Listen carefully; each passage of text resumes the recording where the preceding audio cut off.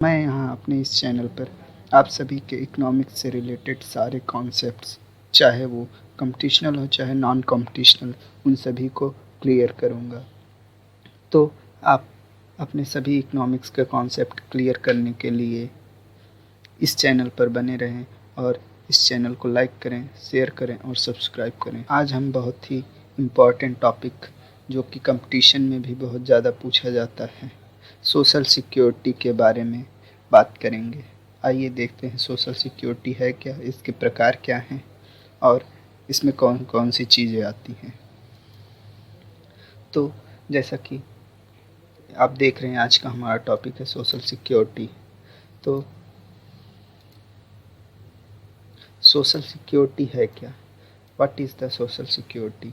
देखिए, social security उसे कहते हैं जब जीवन के किसी भी आकस्मिक घटना, चाहे वो बीमारी हो, विकलांगता हो, बेरोजगारी हो या मृत्यु हो, इन सभी खतरों से बचाने के लिए जो सुरक्षा, जो सिक्योरिटी समाज में विभिन्न संस्थाएं, सरकार प्रदान करती हैं, उन्हें सामाजिक सुरक्षा के रूप में रखा जाता है। सोशल सिक्योरिटी वैसे अलग अलग अर्थव्यवस्थाओं में अलग अलग एजेंसियों द्वारा प्रदान किया जाता है।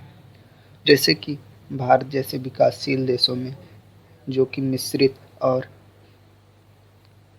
सार्वजनिक अर्थव्यवस्था है, वहाँ पे सोशल सिक्योरिटी, सामाजिक सुरक्षा, मिश्रित और समाजवादी देशों में जो सामाजिक सुरक्षा योजनाएं हैं वो सरकार द्वारा चलाई जाती हैं।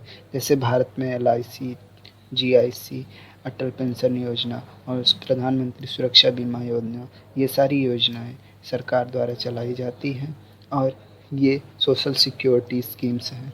इसी तरह पूंजीवादी अर्थव्यवस्था और मिश्रित अर्थव्यवस्था में निजी संस्थाएं भी इस कार्य में जुटी हुई रहती हैं। मिश्रित अर्थव्यवस्था और पूंजी अर्थव्यवस्था में, जैसे भारत का हम एग्जाम्पल ले सकते हैं। भारत में जो सहारा है, HDFC बैंक्स हैं और अदर कई बैंक्स इस तरह के स्कीम्स चलाती रहती हैं। अब हम बात करते हैं सोशल सिक्योरिटी शुरू कब हुई। वैसे तो सोशल सिक्योरिटी का कॉन्सेप्ट बहुत ही पुराना है, लेकिन वर्तमान समय में जो सोशल सिक्योरिटी स्कीम्स चल रही हैं वो अमेरिका के राष्ट्रपति रूजवेल्ट और ब्रिटेन के सर विलियम बेवरेज द्वारा शुरू की गई। इन्होंने एक प्लान बनाया था जिसे बेवरेज प्लान भी कहते हैं, यहाँ से, जो कि इंडस्ट्रियल डेवलपमेंट के कारण शुरू हुआ था, क्योंकि उस समय बहुत सी औद्योगिक घटनाएं होती रहती थी, जैसे कि मशीनों के द्वारा गंभीर चोटें आ जाना, एक्सीडेंट हो जाना, उद्योगों में बहुत से गैसों का लीक हो जाना। इस वजह से इन योजनाओं को शुरू किया गया। चलिए देखते हैं अंतर्राष्ट्रीय श्रम संगठन ने इसको किस रूप में परिभाषित किया है। देखिए, सामाजिक सुरक्षा वह सुरक्षा है जो समाज को उपयुक्त संगठन द्वारा प्रदान किया जाता है, जो कि जीवन में आने वाले संकटों से बचाया जाता है, और यह एक मानसिक संतुष्टि प्रदान करता है और साथ में ही यह वास्तविक जगत में भी लागू होता है। सुरक्षा प्राप्त होने का मतलब ये है कि आदमी को यह विश्वास हो जाए कि उसे कोई भी समस्या होने पर सुरक्षा प्रदान की जाएगी। अब हम देखते हैं सामाजिक सुरक्षा कितने प्रकार की होती है। हम यहाँ पे इसे 3 रूपों में देखते हैं। पहला है सामाजिक बीमा। सामाजिक बीमा ये प्राइवेट और सरकारी कंपनियों द्वारा प्रदान की जाती हैं। इसके अंतर्गत हमें प्रीमियम भरना होता है, जैसे कि LIC के लिए, अटल सुरक्षा बीमा के लिए, और इस प्रकार की जो भी योजनाएं हैं, इसमें हम कुछ न कुछ प्रीमियम देते रहते हैं, चाहे वो सरकारी संस्था द्वारा हो चाहे वो निजी संस्था हो। जैसे LIC के लिए भी प्रीमियम भरते हैं, प्रधानमंत्री सुरक्षा बीमा के लिए भी, और अटल पेंशन के लिए भी, और जीवन ज्योति बीमा योजना के लिए भी हम लोग प्रीमियम भरते रहते हैं। उसके अलावा सरकारी सहायता। देखिए, सरकार कई सी समाज के ऐसे बहुत से संगठन हैं जो कि ऐच्छिक रूप से समाज में सहायता देते रहते हैं।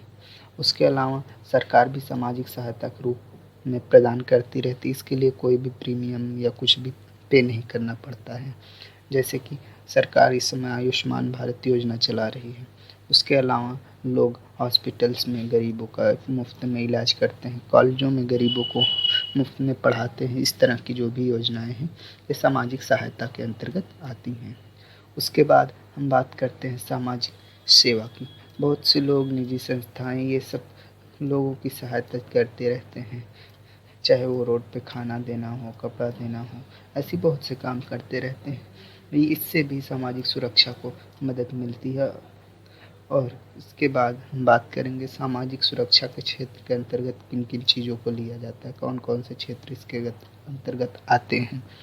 तो इसके अंतर्गत सबसे पहले बीमारियां आती हैं, बुढ़ापे से संबंधित समस्याएं आती हैं, मातृत्व लाभ यानी कि जो गर्भवती महिलाएं हैं उनके लाभ और उनकी सुरक्षा की बात आती है।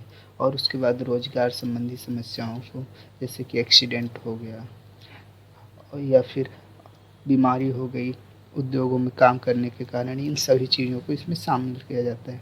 उसके अलावा अगर आपका एक्सीडेंट हो गया और आप अपंग हो गए, उसके लिए मृत्यु हो गई, तो इसके लिए भी मुखिया के ना होने पर परिवार के अन्य सदस्यों को सुरक्षा प्रदान की जाती है। तो चलिए, आज का टॉपिक बस इतना ही।